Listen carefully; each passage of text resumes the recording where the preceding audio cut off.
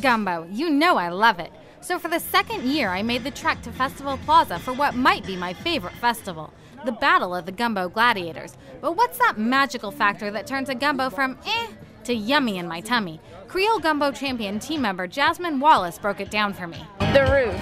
You have to have a good base and roux, because if you don't, then your whole gumbo tastes bad. And we can't have that.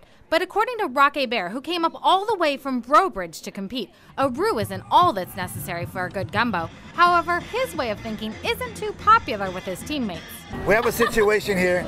We're having a deboned chicken gumbo. The horror! Or a bone chicken gumbo. I do the bone, they do the boneless. Now maybe it's just because I'm lazy, but I think I'll stick with the boneless.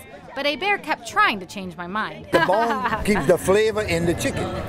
But what if you choke and die? Well, you don't know how to eat a chicken. But I stuck to my boneless gumbo, which I can't say Bear completely approved of. That's fine. To each his preference, to each. You know why? Because then I can share it with the cats a lot easier. Oh, the cats. It's all about the cats. Except for when it's all about the gumbo. Each gumbo sample was only $1, so I made it my goal to try all 45 gumbos. I failed, but that just gives me something to work toward next year, and that's just another reason I love the Arklatex.